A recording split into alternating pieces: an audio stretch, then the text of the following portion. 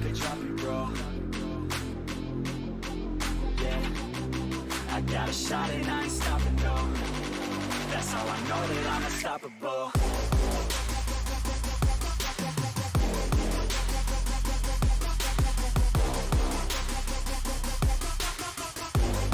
That's how I know that I'm unstoppable.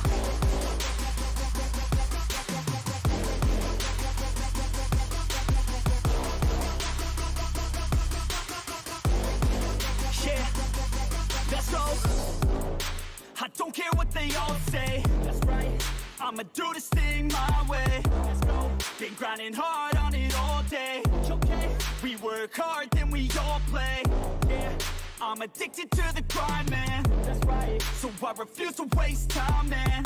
Yeah. One day it all will be fine, man. Let's go. Gotta commit to the climb. You know man. We're back with the Guinness, setting records every minute, every track. In addiction to the fact that we're winning, still we lack something's missing. Need a track that is hitting, making racks, making millions. Oh, yeah. Rap, that's a mission. I don't waste time, no, I make time. All these people wanna hate, fine, I'ma make mine. While you sitting there complaining, I'll be training. While you sitting there just waiting, I'm creating. Yeah, sometimes I think that I'm unstoppable. Yeah, ready to go, man, lock and load. That's right, I swear to God that I could drop you, bro. Yeah, I got a shot and I ain't stopping, no. That's how I know that I'm unstoppable.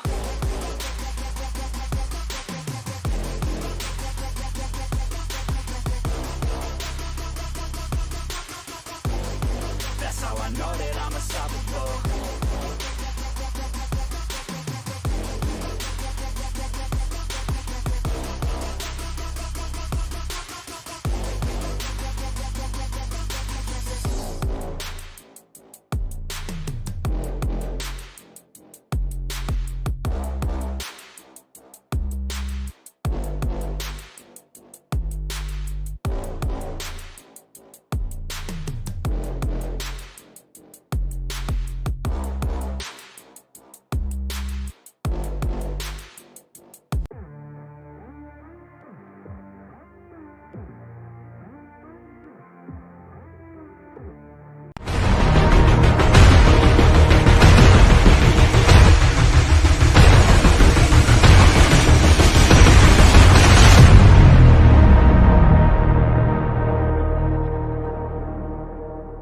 Ladies and gentlemen, welcome back here to Season 2, Episode 12 here of the NEXXTCAR podcast. And boy, am I in danger here tonight.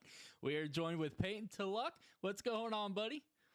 Hey man, I'm glad I'm back. This is gonna be fun today. How are you doing, Ronnie? I'm doing good, man. Yeah, you missed last week, Tuck's missing this week, and David Chandler. Welcome back, man. We have not seen you since Episode 1 here of Season 2 on the podcast. Hey, doing great. Looking forward to the next season. And yeah, you're outnumbered now. You got two Ross Chastain fans here. Absolutely. That's the scary part because, boy, do we got a lot of topics to talk about tonight, and a couple of them have to deal with Ross Chastain's arch enemy in the Cup Series, Denny Hamlin. But before we get to the nit and gritty of all that, boy, what a weekend at Richmond in Texas we saw. I didn't really watch any of the Truck Series or Xfinity Series races. I had to work and everything, and then the Cup Series, honestly, was probably the best short track race we have seen in a very long time. Yeah, I was actually. Go ahead. Oh, go ahead, babe. The Cup race was interesting because it just like last year, it was full of strategy. Like it really mattered. Like that's a different type of NASCAR racing than normal. I feel like not a whole lot of people love that idea, but it's a nice like change of pace. Like, ooh, we go to Richmond. Oh wow, it's an actually super important strategy race. Not a lot of tracks we go to nowadays, the strategy matters as much as Richmond does. So it was a nice change of pace. And I mean, Xfinity I didn't get to watch a whole lot of, but it was a good race. And then the truck race, Texas just proved that it's bad with NASCAR. But hey, that's kind of expected at this point. Yeah, I was honestly expecting to be a kind of slow race, not much happening. I think I fell asleep last year watching it. It was one of the most boring tracks in my opinion. But man, it actually kind of multi-grooved, and you got a lot of side-by-side racing, which I was not expecting. I was expecting a lot of Martinsville style, bump and run, dive up underneath when you can and try to drive away. But solid race. Yeah, absolutely. And I know we've all mentioned it here on this podcast for the last couple of weeks is the first and second stages have been a snooze fest. And then that third stage is when everything amps up. But throughout the entire race this weekend at Richmond, it was just action packed all the way around. So one of the biggest questions I have and we're going to start off with you, David, is, NASCAR introduced the new short track package this season for the next gen cup cars, less downforce and everything like that. How do you think that, because at Phoenix, I'll be honest, Phoenix was a horrible race and they had the same short track package, but it did not race the same. How much different do you think that played, that new short track package this season? Because you said last season, you took a nap, and I think about 99% of NASCAR fans agree. Yeah, honestly, I think it helped a lot. Typically with short tracks, you want a hot track. And regardless of whether you get that or not, this short track package helps because you're reducing the rear grip, in which case you're sliding around. So now if you're on the bottom and you try to floor it out, you're going to get loose. So what that opens up is the outside lane. You can now run the outside lane, carry your momentum, and you actually get decent racing. It's not everyone bottom feeding or running the wall, which it's very rare they do that at Richmond anyway, but you open up grooves, and the more grooves you get open, the better racing we're going to see. Yeah, personally, I think it improved a lot. I think there's still room for improvement. NASCAR shouldn't just go, hey, look, that race was better. All right, we're done. I definitely think there's still room to improve, but it definitely was an improvement from last year. Like you said, lately we've kind of had the problem where it seems like the beginning of the race are kind of snooze fest, and then near the end it finally ramps up. Last year was truly that. It didn't really get exciting to the very end where we had all the strategies combining, ironically at the same lap. That was mayhem. But this year, I mean, you saw it all race. There was passing, there was entertainment. Sure, it wasn't amazing action packed throughout the entire race, but you're not going to really get that every week. Mm-hmm. So I definitely think it's a step in the right direction for sure. Oh yeah, you mentioned it, the passing. I think I saw like 4,000 green flag passes were made this week at Richmond. That is insane. Like David mentioned, I was expecting hug the bottom and dive bomb it into 1 and 3, and that's how you're going to get past. But they were searching high, low, medium for running lanes, and it was working a lot. I mean, the first lap, Joey Logano, right after the green flag in turns 1 and 2, makes it 3 wide on the outside, and he gained 4 positions. I was like, oh boy, we're in trouble today, boys. And he went up there, and right after, everyone else followed. So yeah, definitely the best short track race we have seen in a very long time. And this new short track package, I hope they continue it. And like you said, Peyton, I hope they don't go, okay, this is great, let's end it there. I hope they continue to make that step forward. Honestly, I think we need more power. I know we're not going to get that. Mm-hmm. The bare minimum, keep it the way it is at the other tracks, but short tracks, give them a little more power, make it a little harder for them to get off that corner. Again, it's going to produce better racing. You're going to get more action. Going to get a little more contact because people are going to be loose up underneath you, and I think that's the way to go. So I agree with Peyton that there's definitely room for improvement. But man, so much better than last year. Well, I don't think JJ Yaley wants more contact. Yeah, no, I think he is not too happy right now. Yeah, no. Denny said he was going to call him or reach out to him, but I'm kind of not thinking that's going to happen. I'm with you on that one.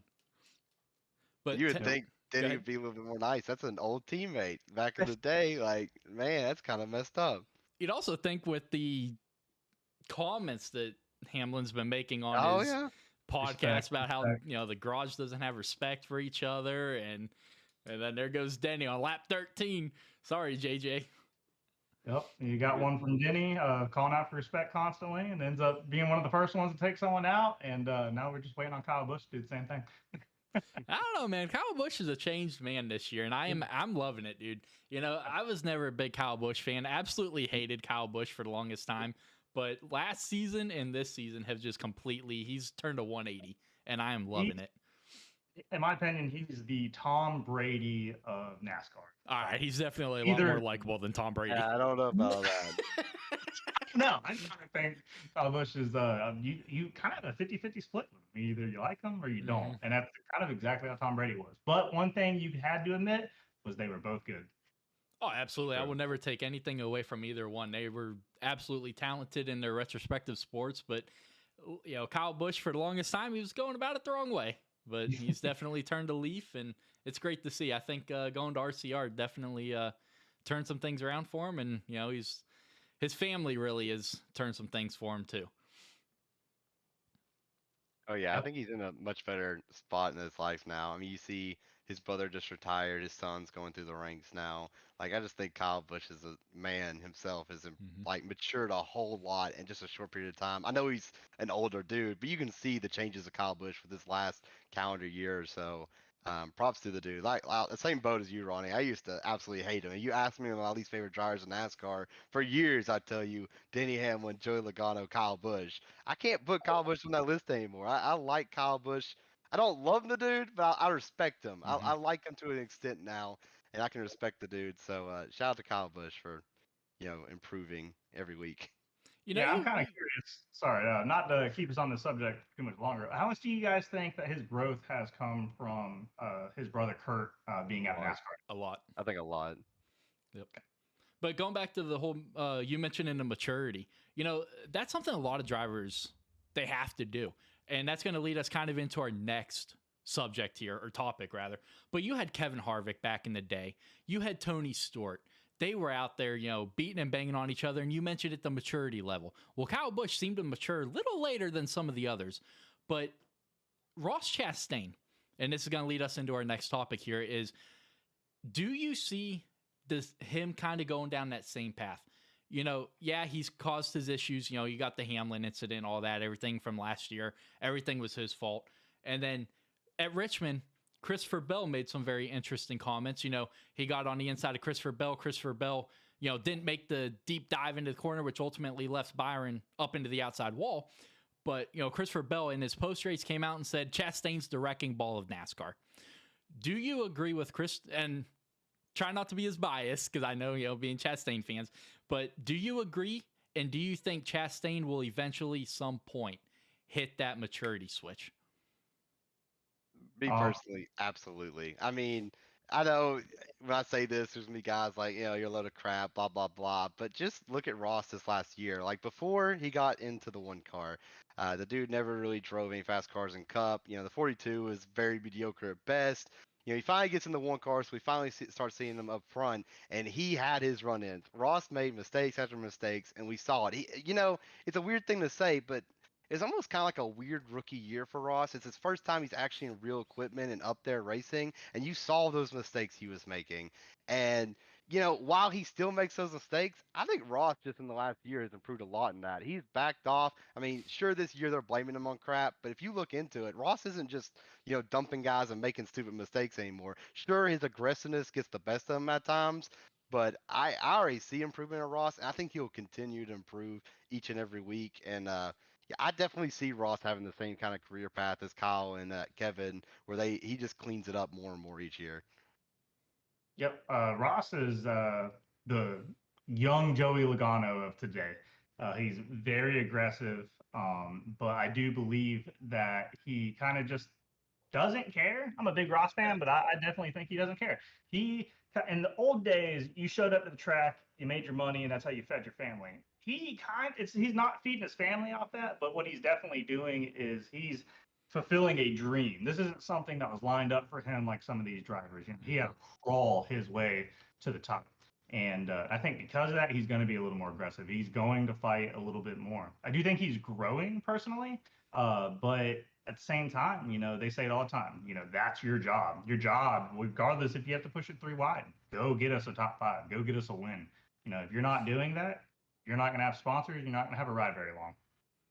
So what do you think is going to be that incident, or what do you think it's going to take for Chastain to be a Kyle Busch or a Harvick and outgrow their quote-unquote intimidator days? think the conversation that Justin Marks had with him last year was a big moment in Ross Chastain's career, where we really saw like he went like people forget like that whole last playoff run with Ross. He didn't have any drama on the track until Phoenix, and I still say Chase Elliott did that to Oh, himself. 100%. So, I hate so Chastain, and I will agree with you on that all day. yeah, so Ross really cleaned it up at the end of the year after having that conversation, and I think he'll continue having that. Ross is going to have more run-ins with his driving style. We all know that. It is no surprise when it's going to happen. Um, I just think I don't know if there'll be a particular event that'll like make a huge difference, but I think it's just gonna. The more they add up, the more he learns. I think he'll eventually come to a point where he gets to the point where he's more of a maybe he'll probably still always have that aggression, kind of like Kyle Busch and Kevin have, but he'll get to the point where he's kind of like those guys and doesn't get in so many incidents. Yeah, I think what's going to really set him past that point where he backs off a little bit is going to be ride security. Once Yeah, he's proven himself, hey, you put me in a good ride, I will give you top tens, if not top fives, every single week. You put me in a good setup, I will be up front. And I think the more he does that and he proves and he gets those contract extensions or the big deal, he's gonna, most drivers will. They'll kind of tone back and they'll be a little bit more smart about the decisions that they put themselves in. yeah, I didn't even think about that. That's an awesome point. Ross Chastain's whole career is him racing for opportunities. Every single point of his career, he's always been trying to prove himself. And when he got in the one car, you saw how desperate he was to win a race. We saw what he did to win a race, and we saw how desperate he was to put his team in the championship race at Martinsville. No matter what, this dude has always pushed it to the absolute limit. So I think now that he's kind of proven himself, I really think once he gets that multi-year deal. I know he got an extension with Trackhouse, but I know they said it's a multi-year, but I don't think it's actually a huge deal. I think it's like a 2 or 3. Once he like fully like knows that Trackhouse is fully committed to him, I think that'll also be a huge part of Rochester kind of calming down a little bit. Yeah, I agree with that 100%. Do you see Chastain being a future NASCAR Cup Series champion without calming down a little bit? Or do you think him doing this will eventually continue to be his worst enemy? Me personally, I think if Trackhouse keeps putting good rides underneath him, I think he'll be a champion one day. So, and that might be a little biased, sure, but I see it. I mean, you're not gonna be top 5 dang near every single week if a champion isn't gonna come with it. I mean, he could be the next Denny Hamlin for all we know. He might just never get it. But how ironic would that be? Two biggest rivals in the 2000s era of NASCAR, and yeah, it'd be pretty funny. What do you think, Peyton? Yeah, I don't know. That one's a hard one because like there's an argument that if he tones it down, like I don't know, with his driving style, how quick is Ross going to be being a little more calm? We don't really know. We've never seen him drive like that. But then again, if he keeps driving aggressive, I mean, we saw it with Hamlin. Who knows if Hamlin just absolutely hated the guy at Phoenix? We could have saw him put in the wall. Especially with this format, it's so hard to predict champions because I mean we go into Phoenix with 4 drivers and he's a throw up forever gets it. So I think Ross will probably be a driver is if Trackhouse continues to improve. You got to remember how young of a team Trackhouse is.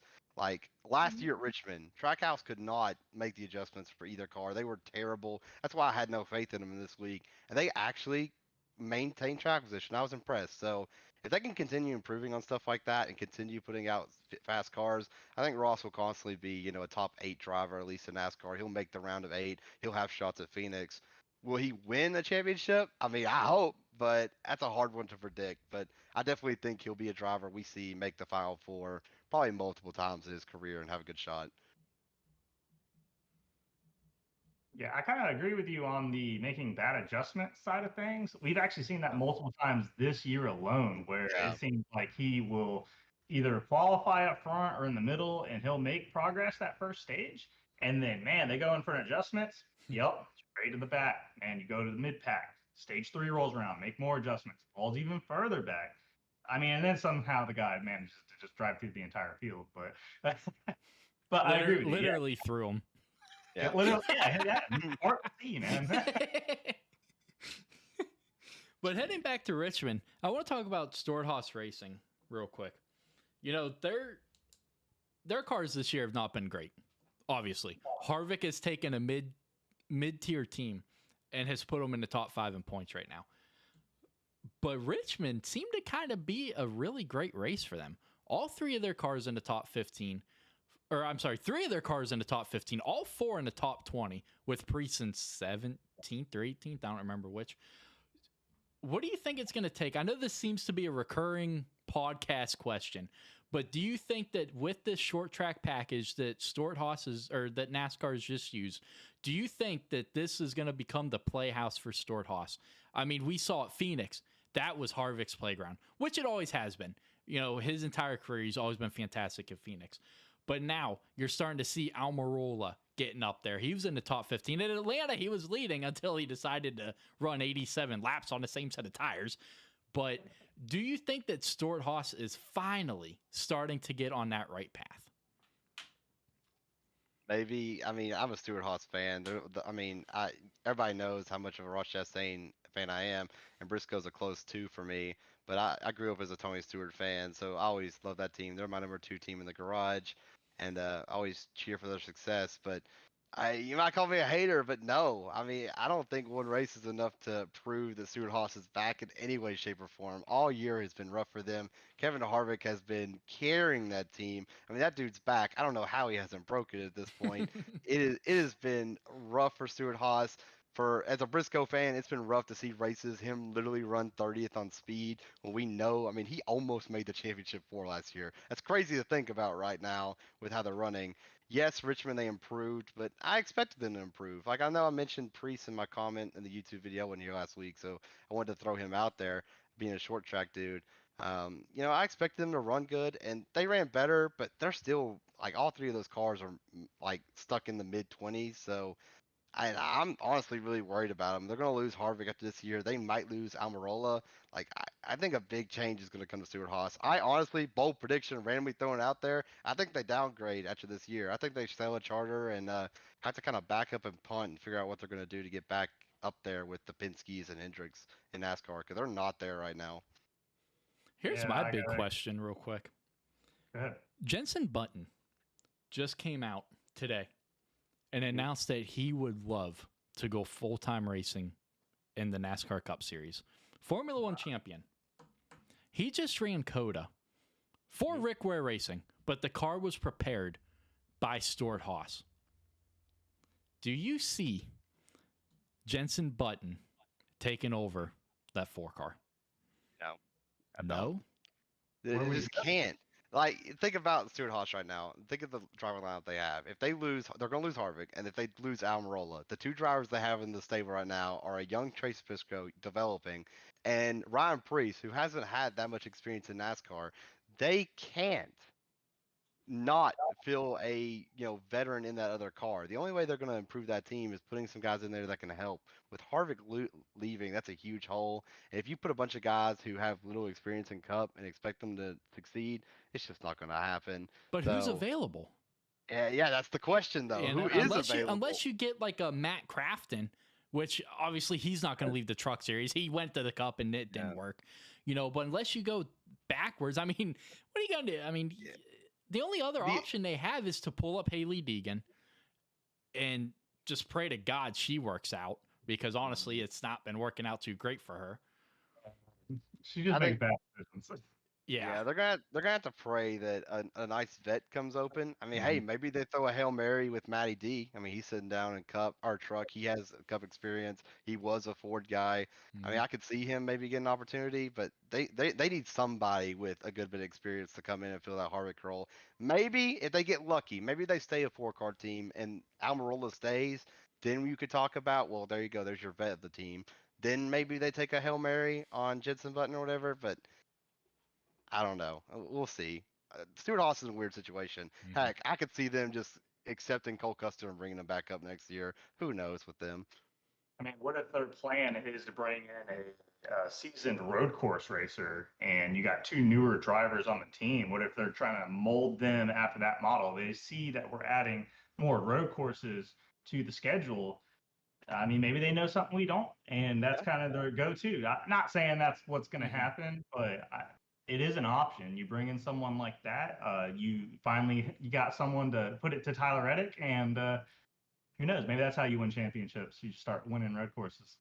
You mentioned it, yeah. The road course is going to play a huge role. I mean, they got, what, 9 scheduled this year? That is ridiculous. That is insane. Yeah. That's a fourth of the schedule. It's crazy to think about. Just think about this scenario for a second. Let's say if Hendrick Motorsports had AJ Allmendinger on their team, he could go out here and realistically win 5 to 6 road courses, breeze his way through the playoffs, and make the Final Four just off his playoff points from those wins. That's how many road courses we have right now. So if a team decided to do that, I wouldn't blame them, because if you can be successful on road courses, I mean, you can see how big that could be. I said these cars are built for road courses. I mean, maybe down the road we end up at 8, 9 road courses on the schedule. I don't want that. I'm way on ovals, and I came from road racing, and no, thank you. No. I like there's more than 2. I think 2 back in the day just made them feel like random one-offs and kind of goofy. Mhm. I like around the kind of 5-ish range. I feel like that's a nice little number with 36. I mean, that's a small fraction of the schedule.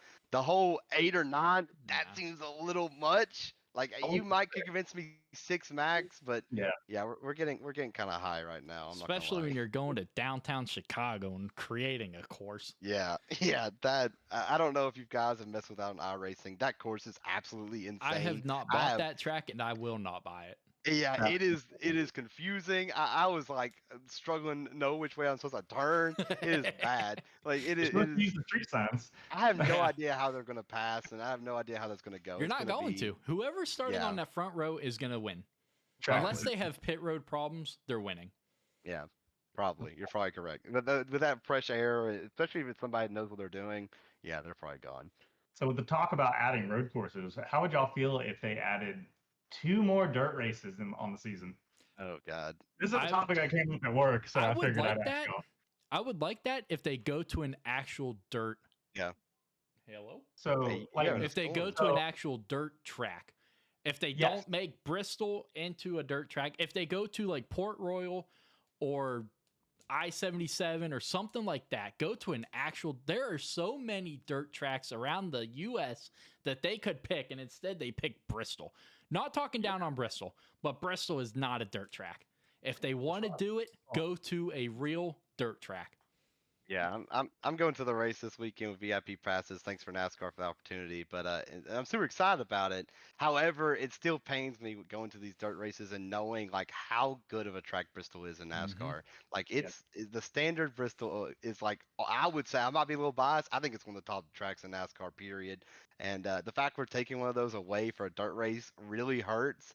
So if you're gonna add more races, like I'm cool with doing 2 dirt races, but don't make one of them Bristol. Make them 2 dirt races, somewhere else that are actually dirt races. Because man, losing a Bristol race it stings when you really think about it. When my buddy, he said that he would like it if they did that, go to actual dirt tracks, and then they have a separate car that's still the next gen car, but you take the windshield out, do the bars in the windshield, and kind of adapt the car to actually be a more dirt car like. You're never gonna get it to Right. be a late model, but you Right. at least make an attempt to have a separate car that would function on this thing rather than whatever next gen is on dirt.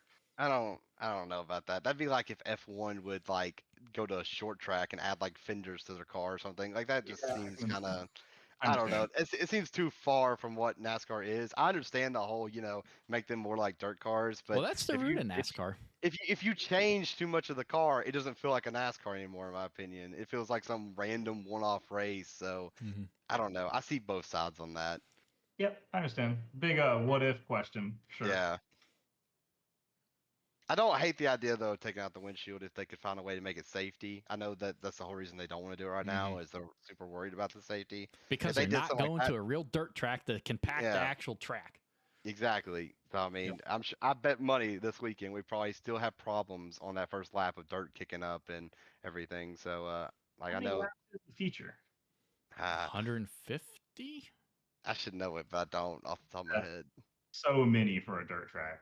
That's what baffles me. Is man, that track is so tore up.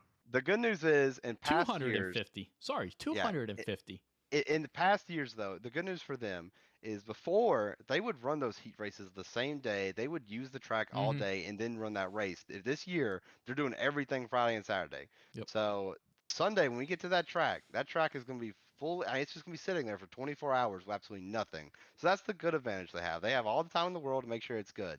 So I'm hoping that's enough, especially with it being night. That's going to help too. But we'll see. Like you said, 250 laps is a lot. That's a lot for a dirt track to have to hold up. Yeah, and we got a lot of cars on there too. You don't have 36 cars on your short track No. dirt series normally. I think we had about 19 maybe. Yeah. But So mentioned it earlier, pit road. Pit road was issues for a couple of key guys this week. Hamlin, 2 speeding penalties. Blaney got a speeding penalty and then left his pit box, leaving one of his pit crew guys flying through the air trying to get the wrench out of the back window. But yeah, pit road definitely once again strikes for Blaney, but grabbed Hamlin once again. So these guys, I don't know what it is, because last week Gragson had 2 speeding penalties. I don't know if it's as there severe storms now rolling through. I don't know if it's these guys' dashes, because this season we have had a ton of speeding penalties, more than I think we have ever in the past. And I don't know if it's the new dashes or what, but these guys have got to get it figured out. in my opinion, I think it's honestly just the car. You hear guys talk about how hard it is to pass in these cars compared to the old days. So I think they're trying to just push it more and more on pit road on that limit. So I think it's just guys being too aggressive on pit road, honestly. Because I mean, we hear it every week now. If you get a speeding penalty back in the day, I mean, you can come back from that. But now it's really hard. You get a penalty, I mean, your day's kind of ruined. So I think it's just guys pushing it so hard to get every little inch they can get on pit road. And Yeah, it's Denny Hamlin. Denny Hamlin loves speeding on pit road, so I'm not surprised on that one. Isn't he one of the worst offenders of it? He is. Yeah, I agree with that. Denny actually said, and it was kind of ironic, he said that he sped up to kind of beat someone out as they were coming out as well. And that's what got him that penalty. And I guess he was judging off of, because I guess each box it kind of widens out where they have the timing loops. And and he said he just came across it a little too sharp and got penalized there. But I do agree. I think the track, passing on the track is pretty dang hard. And so you gotta get it where you can get it. And if your pit crew ain't performing, kind of like how Denny Hamlin's has been, where they're making mistakes, you're gonna try to push on pit road and gonna get you what you get. Now I watched the Blaney situation live, and it wasn't one guy sitting there; it was 2. Yeah. Yeah, the first guy missed it, and they had the second guy jump up there and try to grab The her. second guy came dolphin diving out of nowhere. I was like, dude, you're not getting that out. What are you even trying to accomplish right now? Respect the effort, though. Respect the effort. That's about the best thing his pit crew's done all year. Yeah, and did you guys see the guy fall? What was it, Bubba Wallace's crew? The dude fell over the wall. Yeah, Yeah, trying to get the tire. Yeah. Yep. Apparently, his buddy was over there eating a snack at the same time, and apparently Michael Jordan wasn't very happy about that, according to one of the podcasts I listened to. Yeah, I was getting real excited. Y'all dogged my freaking sleeper pick last week with Bubba, and I was excited. He had actually ran right outside the top 10, and everybody else's sleeper kind of sucked all day. So I was about to come in here today and brag about it, and then the guy decides to do that. So that kind of ruined Bubba's day. I shouldn't have said anything. I was talking trash in the group chat, and of course, the second I do, bam, I cursed the dude. Karma, man. But go by the way, I think it's funny, Ronnie. By the way, when Ryan Blaney sped or whatever, I was going to mention it today. Like Blaney did it himself, and then long and behold, was I proven wrong? The pit crew had to get their lick in too. So I see what you're talking about, Ryan Blaney. Ever since you kind of pointed out, I started paying attention to more than that. And you're right. There's a lot of issues in that 12 pit. Like I feel like pit road is more dangerous than the track for Ryan Blaney at this point. Facts. I'd be scared to come down pit road if I was him. Like, what's gonna happen this time, boys? Trust me, if they ought to make that a damn drinking game. You got to take how many shots per pit stop he loses, because I guarantee you by the end of stage 1, you're gonna be passed out on the couch, because it is just every pit stop, man, it's 4 or 5 spots he's losing. Or it comes up and says he sped onto pit road. It's like, if it's not his crew screwing him, it's himself. I mean, look at Atlanta, which, don't get me wrong, Atlanta was 3/4 of the track. Actually, I guess it's like half the track was the pit road. But come on, just back-to-back weeks with speeding penalties. It's getting ridiculous. And like you said, you're starting to catch it now. And this whole season, his pit crew, and I don't know what it is, man. They swap crew members. And they try everything. Hendrick's is great. Logano's is fantastic. But Ryan, it's just like they're sleeping during training and they're just not there. It's getting frustrating. And I'm sure it's frustrating for Ryan. I'm sure he's pulling his hair out by now. He's a good driver. He's got a lot of skill, and he can run up front. And when you make mistakes, and if it's not you, it's your pit crew, it doesn't matter how good you are. You could be Kyle Larson. You're going to be in the back. Whose team did the 9.5-second pit stop? That was blistering fast. I didn't hear about that. You didn't hear about that? Yeah, some team did. It was like 9.51 seconds. It was insane. 4 tires. Yeah, there was one in the single digits this week. Well, it sure as hell won Ryan Blaney's number 12. Yeah.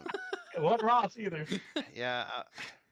I want to say it might have been a Joe Gibbs car. It might even been Hamlin. I can't remember. I do know there was a crazy stop this week. And, if they don't, a track like this, they're not worried about filling up the gas as much. So they're not waiting on gas. You're going to see the pit stops kind of be a little quicker. But that's kind of crazy to think about. They can put 5 or 4 tires on in less than 10 seconds nowadays.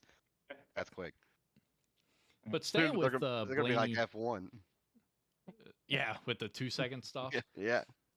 Staying with Blaney and Hamlin, both of them found themselves in some interesting situations here this week. We mentioned it earlier, Hamlin and J.J. Yaley, and then Blaney and Josh Berry. Josh Berry was able to rebound, though, and get that second place finish. That was incredible for him. But, both incidents, what's your guys' opinion on them? Start us off, Peyton, starts off with Hamlin's side. Yeah, obviously, that was pretty intentional. But Ryan's, I mean, maybe I'll be a little biased here. I don't think that was, because if you look at where he hit him, it was on the exit of the turn. It wasn't like the entrance or whatever. So I just think Barry didn't speed up. I think Byron, one of them was in front of him. But walk us through those 2 incidents, because they stirred a lot of feathers this week. Yeah, the Hamlin thing, I mean, it's just classic. I mean, if you want to say it's an accident, I mean, he obviously got into the corner too hard. So it's definitely Hamlin's fault. You can argue if it was on purpose or not.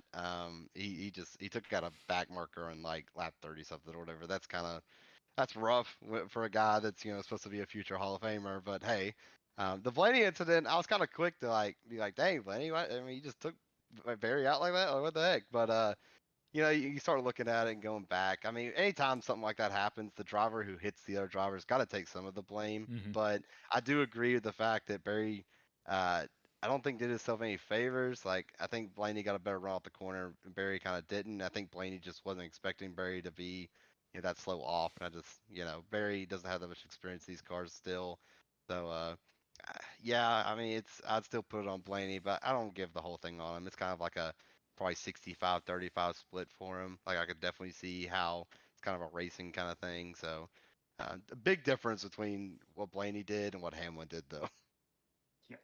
Yeah, me personally, man, with the J.J. Yeley thing and Denny Hamlin, we had his eye camera view, when that happened, which was fantastic. And yeah, I don't know what he was thinking. Maybe he thought that J.J. was gonna, get around the corner a little faster than he did, but he yanked right to go high, and that wasn't going anywhere. He yanked back left to go low, and he just ran over the guy. That's all you can say. He didn't lift, and I don't know where he was going. I'm sure he was frustrated, and knowing Denny Hamlin, it could have been him taking his frustration out on someone.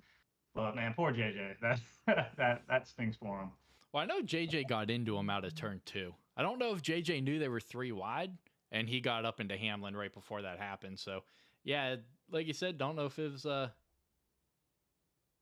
about that. Yeah, I heard he kind of pinched him down a little bit, but I didn't know that they had gotten into each other. Yeah, out of turn 2.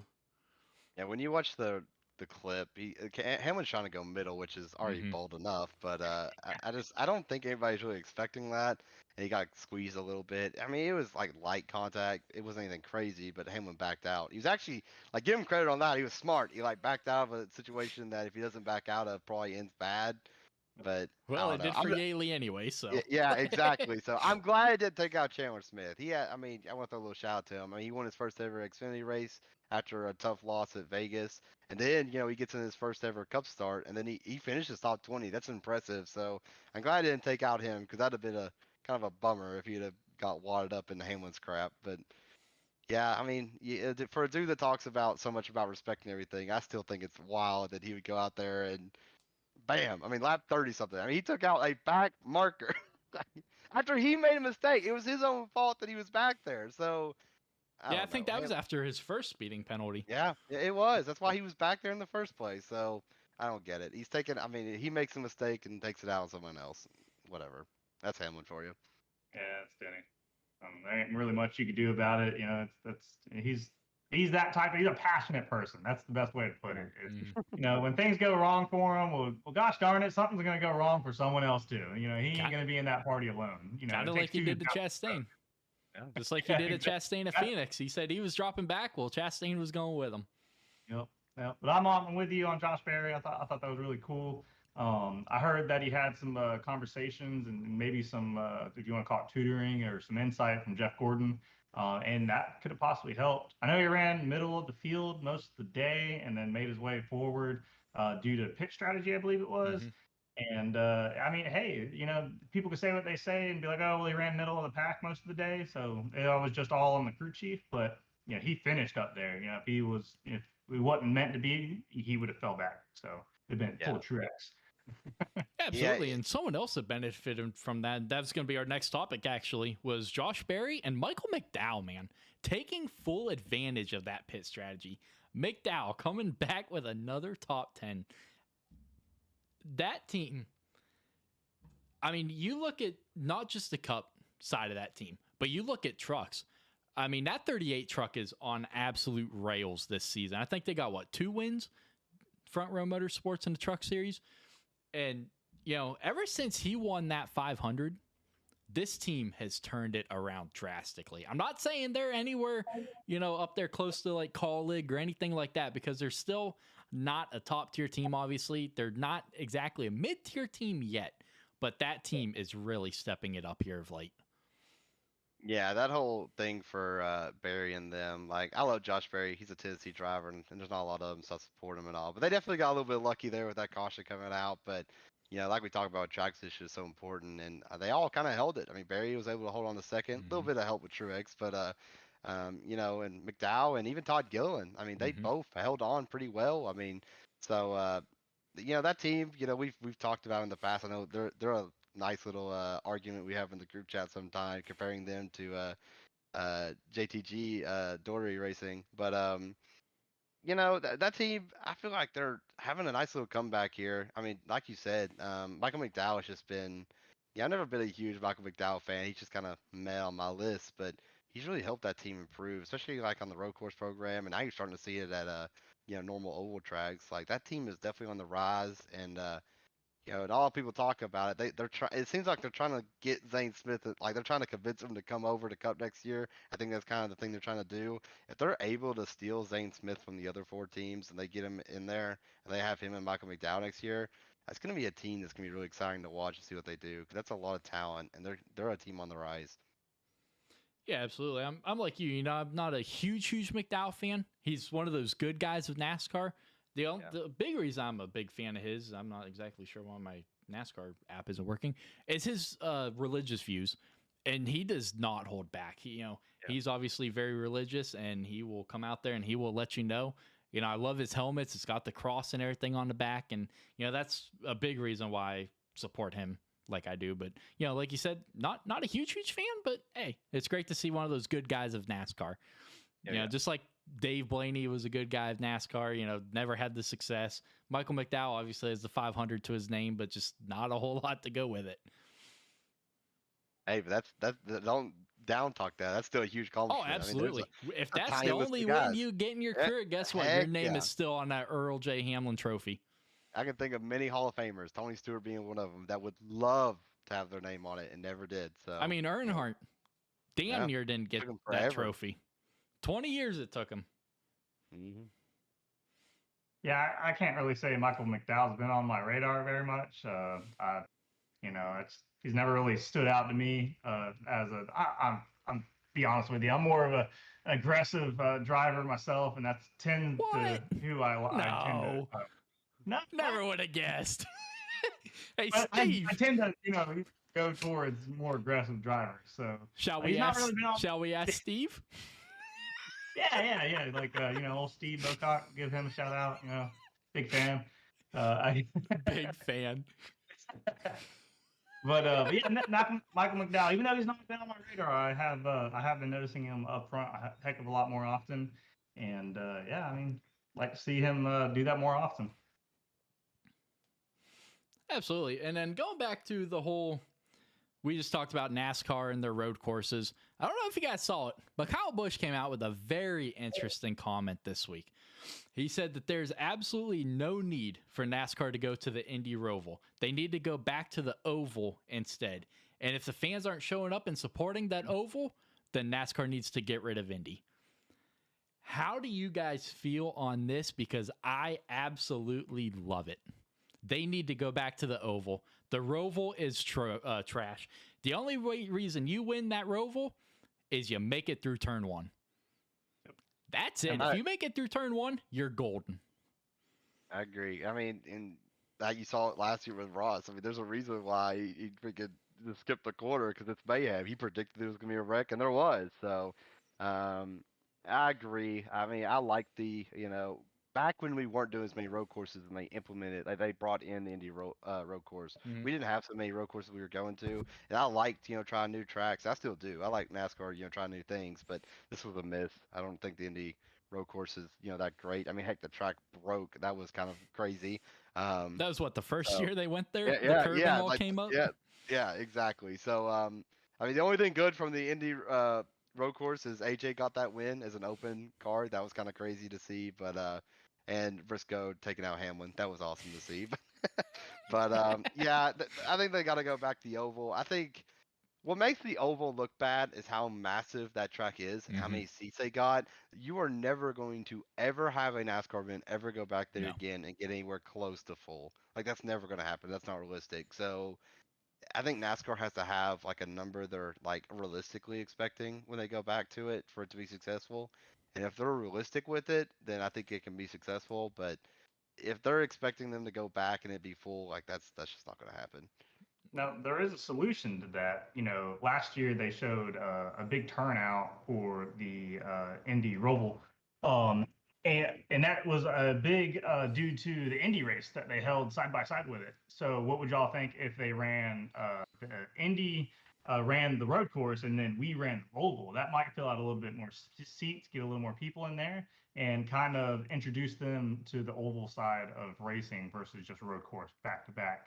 And then on top of that, I agree with you. I think the road course sucks, in my opinion. And although I am not good at the Indy Oval, I love the track. It's a good track. I'm atrocious at it, but that's good. That means it's a tough track to run, and you're gonna usually get decent. You got four corners basically through. They're all different a little bit, and so I've always seen good racing there from as far as I remember. And yeah, I definitely think they need to go back. And if you're worried about seats, fill them out at the same time with the Indy guys.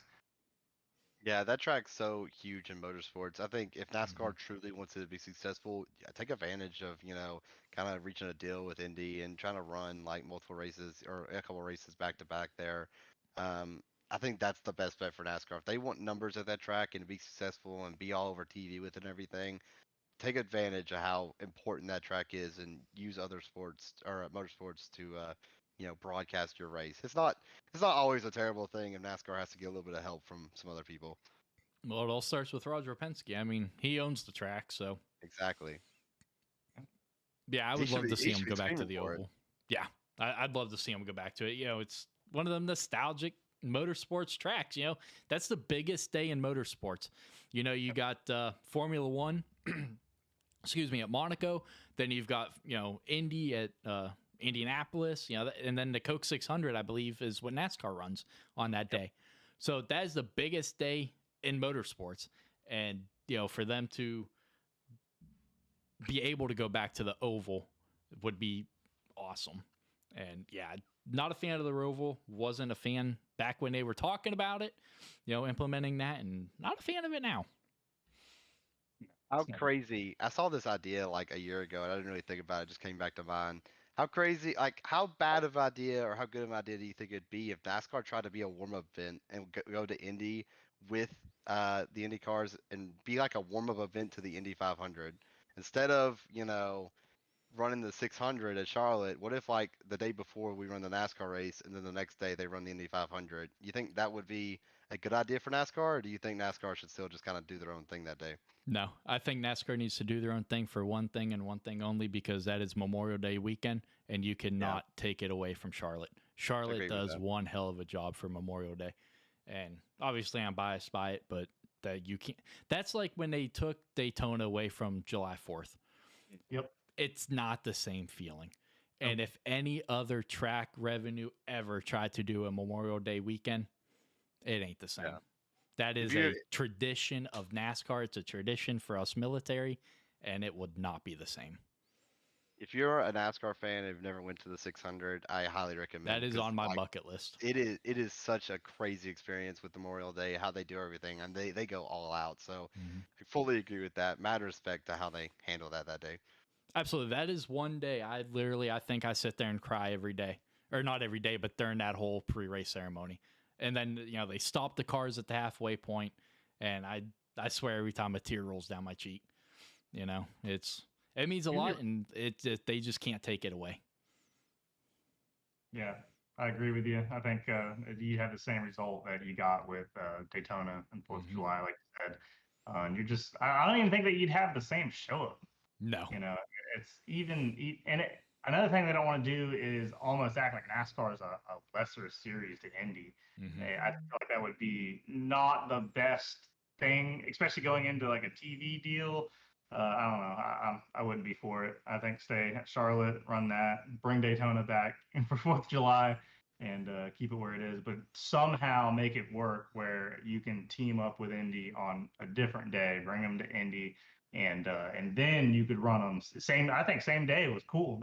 You already have all the fans there. They're all ready to go. They're spending their day there. Run it that day. That's the best way to do it. Do road course for Indy, oval for NASCAR. That's it. Agreed. Absolutely, and give a budget ticket if that's what you want to do. For the ones that maybe they're not NASCAR fans, they're just going to go for the Indy. Have a separate ticket for them. The ones that are going to come to both, have a little budget ticket for them. So say it's $100 for each ticket. Maybe they're only paying $100 for one and then $50 for for both tickets. So give them a little bit of discount. I think that would definitely help a little bit there. Agreed. But let's move on to this week's news. Hamlin and Colleague. Little interesting on the Colleague side of things, but neither one of their appeals got overturned this week. Definitely a bad look for sure. But David, start us off with that whole situation. Oh man, that's a headache right there. You get Hendrick getting their points back. Colleague doesn't, even though it's the same rule they broke, but one's lesser. They modified one, and according sources, they didn't even modify it. They had a bad one and they didn't touch it, and they slapped it in the car and they got hit with it. But either way, you're messing with one, you're messing with, what was it, 12? And you get hit with points and Hendrick doesn't. It makes no sense to me. Again, I think that's why NASCAR is targeting Hendrick at the moment.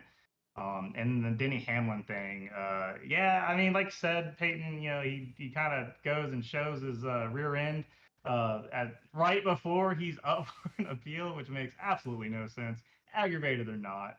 It's not worth it. Now you've lost so many points. I don't know. I don't think he's coming back this season after that. Like, he's back-to-back mistakes, penalties, speeding. Denny's dug himself a deep hole, and it's not getting any better. Yeah, the Hamlin situation, like we talked about, he didn't do himself any favors with the Yaley situation. So any credibility he had, he kind of threw it out the window last week. So not a great week for him to make a mistake like that. I still sit on the bank, even though I hate Danny Hamlin. I still could have seen the argument if they would have took his points penalty back and made it a fine, but I think he had a realistic shot at that until the Yaley thing. So he could kind of blame himself for that one. And the whole Hendrick colleague thing, I know we wasn't here last week to talk about the Hendrick thing and everything, but man, I feel bad for NASCAR for this whole thing because, a lot of people run and say, NASCAR this, NASCAR that. They want to blame NASCAR for all this. Please remember, this is not NASCAR's thing. Mm-hmm. This was all the panel. NASCAR, when they put out them penalties, they want them to 1,000% stand every single time. They don't throw them out there for fun. No, those are a very serious penalty that they have agreed to give the teams with logical reasoning. So for the panel to come out here and the Hendrick thing, I saw somebody in NASCAR say you can't be half pregnant. Well, I mean, you can't half cheat, and that's what the panel basically came out here and said with Hendrick. Like they admitted that they did wrong, but they claimed they didn't do wrong enough. So they took away part that to me was a big stretch. And then the fact that a new panel comes in and makes a different ruling for the exact same thing a week later. Oh man, as a NASCAR fan, I feel bad for NASCAR because it's like, what are they supposed to do? I mean, the panel just made them look stupid. It's Mm-hmm. not even their fault. So I think it's funny that NASCAR, we all knew they were going to be mad about it, which they deserve to be. I think it's funny that NASCAR, randomly chooses two cars this week to go back to the R&D center, and then I'm sure those cars got a long look at because, long and behold, today we hear, bam, two new penalties for Hendrick Motorsports. So, I'm interested to see what Hendrick does because at this point, I think we're in a loop. Like until Hendrick eventually gets this penalty, NASCAR's going to continue to hound them. Mm-hmm. So I'm interested to see what Hendrick does. Do they finally just accept defeat, or do they appeal this one? And then here we go again. Hey, I'm I kind of guess we'll curious figure to out. see if they appeal this one as well, because They're if they probably appeal going it to. and then if they do that and then win again, Blair, oh yeah. man, the fans are going to be in an uproar. They're going to be screaming and shouting at the top of the rooftop, saying, "Oh, Hendrick's in bed with NASCAR, blah blah blah," and it's not NASCAR's fault. I mean, Right. like my buddy said earlier, if NASCAR was in bed with Hendrick, they wouldn't even be sending them to the R&D center. They would be doing everything they could to keep them away from there. But it's not true. It stinks for NASCAR to kind of have their rule book thrown in their face, and even though they're all about, hey, do not mess with these parts. It's in the rules. We will not be easy on you if you do. And then, like you said, the committee just makes them look so stupid. You might as well tear the rule book up and just say, have at it, guys.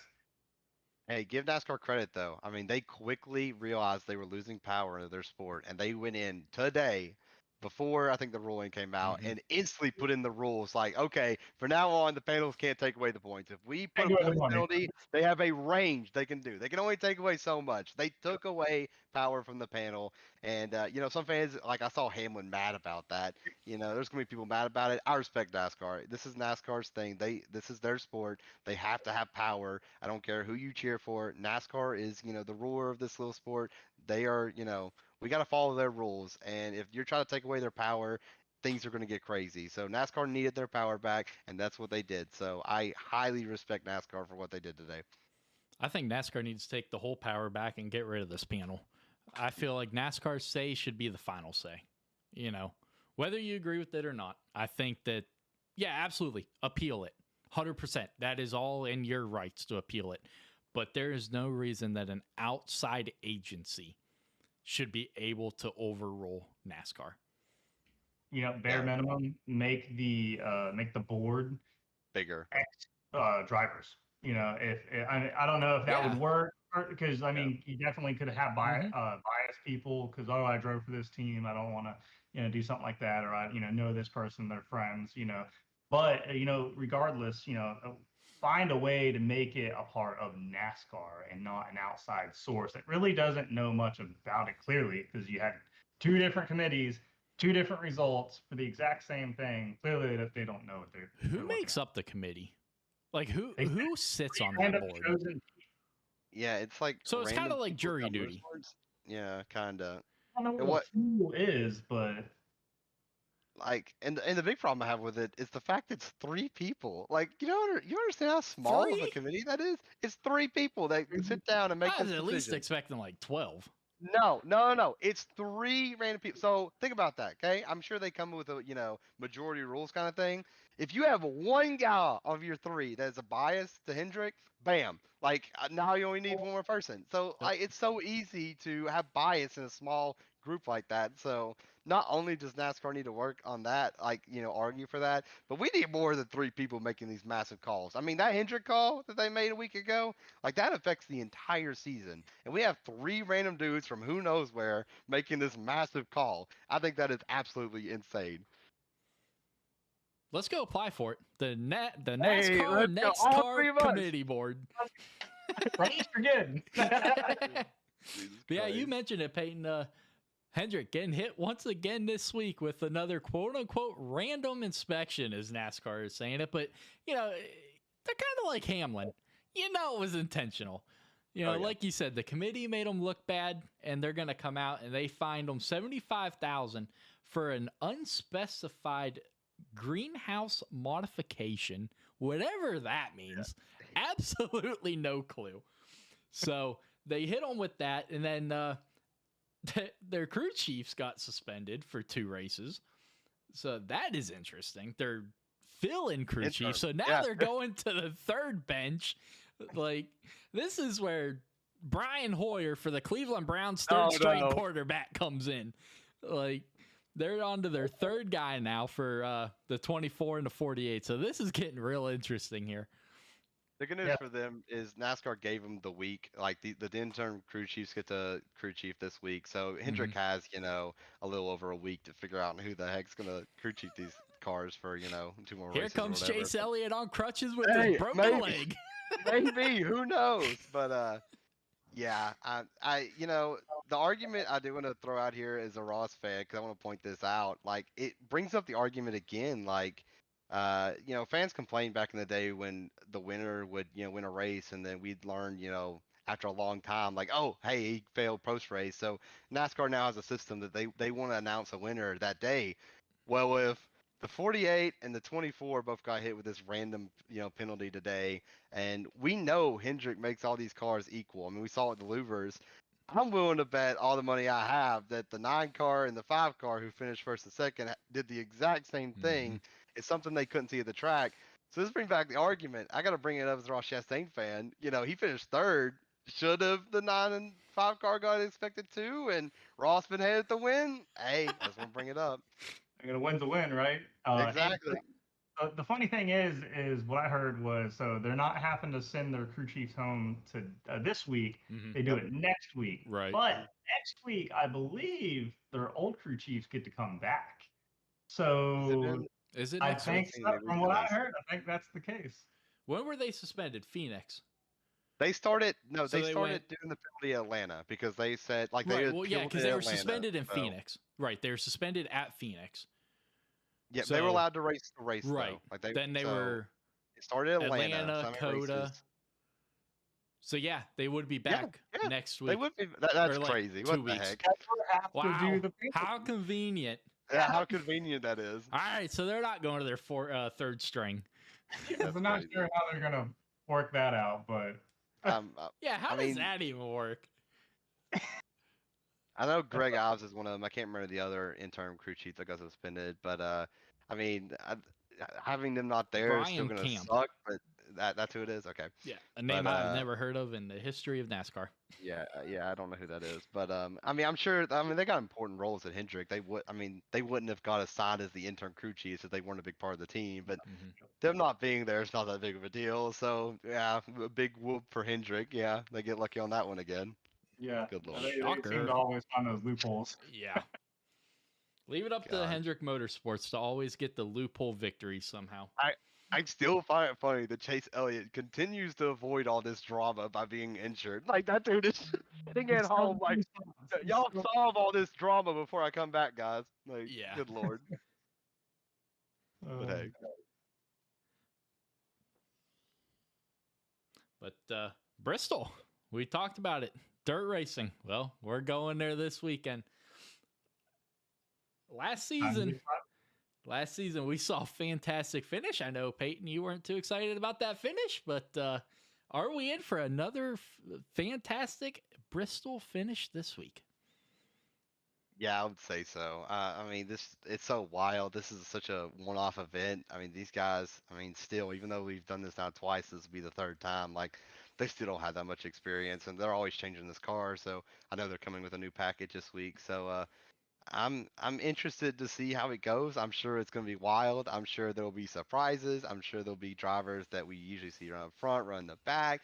It's kind of anybody's race. I mean, everybody like the last 2 years, I've been quick to point out Kyle Larson. I mean, we know how talented that guy is on dirt, Mm-hmm. but these cup cars on dirt are unlike anything else. So, it's kind of an unpredictable race. It kind of feels like the same vibes of like a Daytona or Talladega. I could really see anyone rolling in here and winning.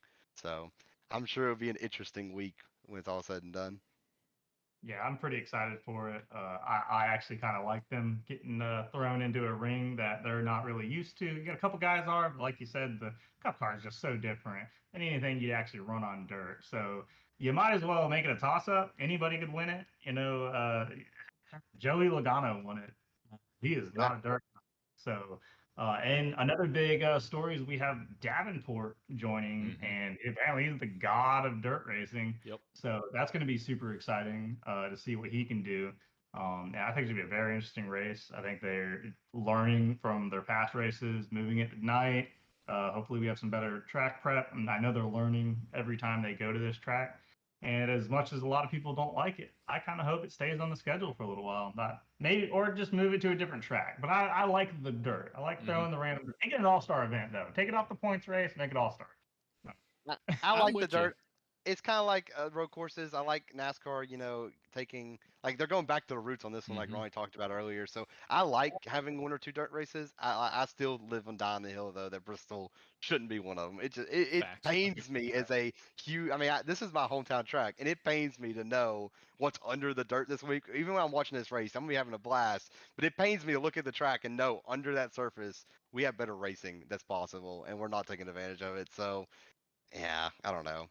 I like dirt, but move it. Please move it. Heck, Yeah. I mean, I know Eldora would be interesting. Maybe Tony would eventually get that back added. Nope. That'd be He fun. will not do it. No, he won't. I don't think There's he a will. reason the Truck Series doesn't go there anymore. He will Yeah. not. He will not welcome NASCAR back to Eldora. They wanted to make too many changes to the track, and he was not about it.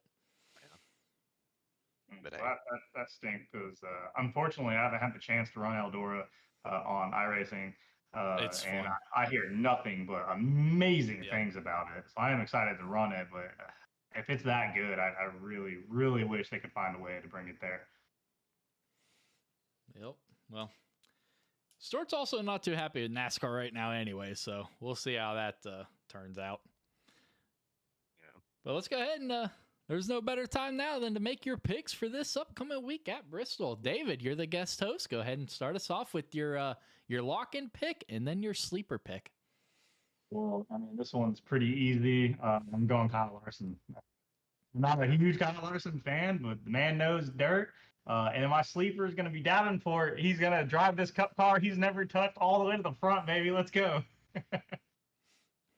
Those are pretty good picks. I definitely got to respect those. Peyton, you're going last because y'all have been whooping my ass this year in them. Yeah. So I'm going next. My pick is the guy that won it last year, Joey Logano. I think he can, or I'm sorry, not last year, but 2 years ago at the inaugural one.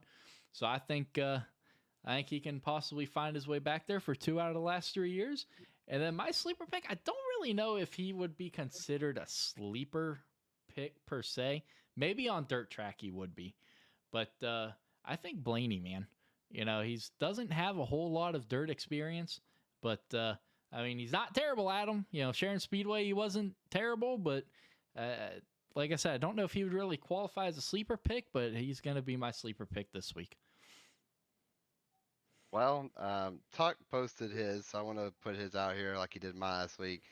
He's going Christopher Bell. That's a very good pick. Honestly, if I didn't look down and see he picked him, that probably have been my lock of the week. Christopher Bell and Larson are 2 guys I definitely watch this race. And his long shot is another guy I was thinking about. Ricky Stenhouse Jr. I mean, he had a lot of speed there last year, so really like those picks. He finished 29th. Hey, he had no speed in the speed. heat Give and him stuff. out. He had speed, but he fell back. I remember seeing Ricky run good these races, so I'm not capping on that, okay? He's a dirt But guy. yeah, he's a dirt guy. I respect the pick. For me this week, man, yeah, I mean, like I said, the two guys that I really would pick are gone. And Logano is won this race. That's a hard one. So, man, I'm looking through last year, and I think the guy I'm really just gonna kind of have to go with here is the guy who, won his first race with 2311 a couple weeks ago, and that's Tyler Reddick. The guy's, hot right now. He got his confidence. He got that first win, and, had every chance to win that race last year. I know Briscoe is going to be a good shot this year or this week, but Tyler Reddick just. I think that car is going to be a little bit better than that car last year, and I expect him to run pretty well. So I'm going to go with Tyler Reddick. I'm not fully confident in that pick, but hey, I think it's the best of the rest here. And for a sleeper, I think I'm going to go off the board a little bit. So If you I would, pick LaJoy, no, I'm not. that's my pick. No one else is allowed to pick him. Yeah, You like picked him. Briscoe ran too good The to be last a four sleeper races last I've picked year. him as my sleeper. I'm not going to pick Briscoe because he's not really a sleeper. He ran too good. Suarez is another guy that I think could run well, but he had so much speed here that one year. I mean, heck, he was in condition to win. I don't think he's really a sleeper either. So I'm going to go with a true sleeper this week on my sleeper and get ready for it because this might be the most bold sleeper we've had. It's not Cody Ware, but it's a Yeah. driver that runs and races him every week, and that is Ty Dillon. Ty Okay. Dillon Has had Ty all kinds of speed last year. I mean, he won his heat race and almost finished. He finished 10. No, he did get a top 10. He finished 10th here in that 42 car last year. So Ty Dillon is not going to win Bristol Dirt. But if Ty Dillon runs top 20, everyone would be surprised, and that's exactly what I'm expecting. So Ty Dillon is my sleeper pick of the week. has Ty Dillon's engine even lasted a whole That- race that- yet? That's the risk I'm taking here. His car could break lap 3 and my sleeper be dead. So Well, hey, eh, like I said, off the grid pick, I'm going with it. well, if Hey, you're Rob, saying what's his name was too high of a pick, then I'm gonna change mine then from Blaney. I'm sticking with Logano, but I'm gonna go with McDowell. He finished good 8th one. last season. I think he's gonna be a good one. So Logano and McDowell will be my picks. Hey, I still see the argument for Blaney though. I don't see Blaney like if he won that thing, I'd be really surprised. Mhm. So like I can see Blaney still being. I think it's a respectable. Like he hasn't ran too crazy at these dirt races. He ran okay, but Mhm. I respect that choice. That's not a bad one. But McDowell's an interesting one too. I mean, he had a little bit of speed last year. He's not really known to be a big, dirt dude. I mean, when we think of McDowell, we don't think of dirt per se. Right. But hey, I like those two picks. Is No, two little when you sleepers think of there. McDowell, you're like, oh, super speedway. Yeah. And road courses. He's pretty good at road courses. Some of them. Some, that's true. And then he goes to others and he looks like me at Watkins Glen, Yeah. getting disqualified with 2 to go. Oh, God. I'm interested to see, as a Ross fan, I'm interested to see how he does this time because last year I got to talk to him about it. He had no confidence in this race, so I'm interested to see if I get to, like, when I talk to him this week, what he says before the race. I wonder if he learned something from Suarez, which is a little weird to say, learning dirt stuff from Suarez, but hey. And I'm interested to see if anybody else has learned anything and wants to get up there with the Reddicks and the Kyle Larsons, everything. Wouldn't be shocked if we have some off the wall guy like Kevin Harvick randomly wins this race. Who knows? I mean, that's the type of race it is. Anybody Mhm. can win it. I don't believe Ross has finished this race. No, he's not. Yeah. I mean, Blew an engine the first time, and the second time broke something. I think, yeah, I know. I can't remember. I know one of the times he got dirt in the motor. Like, unluckily, the dirt got in the motor and blew up the thing. So that was frustrating. I forget the other one. So That's uh, why anyone can come in here and win this. I mean, I Yeah. wouldn't be surprised if any of these guys end up in front. I mean, didn't Kyle Busch win out of like nowhere because someone ran up? Yeah, I mean, Yeah, Briscoe. anything can happen. Briscoe Kyle wrecked Reddick. Kyle Busch's last win at Joe Gibbs Racing was Mhm. a fluke win at Bristol Dirt. Which, keep in mind, if that win doesn't happen, Kyle Busch doesn't break that streak with his win this year. So it's kind of crazy. I remember being at that race, and I'm like, as a Briscoe fan, like, I'm really want to see him win. But Reddick hadn't won at that point, which is kind of crazy to think about now. So I was like, win-win situation. Like either one of them's really cool to see win. I'm like, but I've went to Bristol so many times. I've seen Kyle Busch win so many times. I'm like, this is the year I don't have to watch Kyle Busch win. And long and behold, coming off of 3 and 4, here comes the N&M car stealing one. Man, at least it was an important win. But good lord, Yeah, if Kyle Busch wins this week, I'm done. I'm done going to Bristol. I'll be so surprised, man. You might as well just flip a coin, roll a dice. He might though. That 8 car was quick here last year, and he technically won. So He technically won. Okay. he technically God, won. you're like Lewis Hamilton fans of Formula One. He won that 8th championship. Oh, go look at the record book. No, he didn't. You got a couple guys doing double duty, but I honestly don't know how much that's going to help them. If it's anything like iRacing, those 2 cars run so different. Yeah. It seemed like the trucks were super loose and you can kind of drift them around the track. Again, if it's anything like iRacing, and the Cup cars, man, they were tight. It was hard to get them to rotate, and I don't know. I feel like it's almost going to throw you off if you run both sides. Yeah, Truex did that last year, didn't he? And he won the truck race and then struggled Cup. Mm-hmm. Yeah. And he was quick in the truck. I mean, he was by far the best truck there for the truck race. So, and then he really was, an afterthought in the Cup race. So, I think you're right, David. I think it's kind of an interesting scenario. I mean, sure, like these dirt races, we don't do this except once a year, and a lot of these guys want experience on dirt. But I think you're right. I think the truck is just so much different. I don't know if it's actually doing a lot of good. I honestly think you'd probably get more, a better outcome of just going to race some iRacing in the Cup car than you would actually the real life truck. I can completely agree with that. Get in the simulator if they even have that in the Toyota and the Chevy simulators or anything. They got iRacing. They have to. I mean, there's no way, right? All I can say is I cannot drive that Cup car on dirt. So God bless these guys. I wish them all luck. And if we can just get Ross to finish the race, it'll be a success. Hey, keep in mind, I don't know if y'all saw that clip. Last year, it went viral. Michael Cozy Jr. had that clip where NASCAR's Twitter, like Fox Twitter, posted an iRacing. He got the Cup car on the wall, like the actual fence itself, and drove it around Bristol Dirt. So, yeah, we talk about how realistic iRacing is. Don't Maybe give Chastain ideas. I mean, that's not the wall. That's the fence. The Don't rules give say Chastain the wall. ideas. The rules say the wall. So, Ross, if you're watching, that fence should be legal. So, go up there and try that, bud. I wonder if that fence would even be able to hold that. I don't think so. I mean, it did a hell of a job for Dylan at Daytona, but I don't know if it'd be able to hold that. Well, hey, if anybody's going to test it, it'd be Ross Chastain. Yeah, find a way. They said you can't ride the outside wall. Can you ride the inside wall? Hey, maybe. All right. Well, anyone else got anything for tonight's podcast?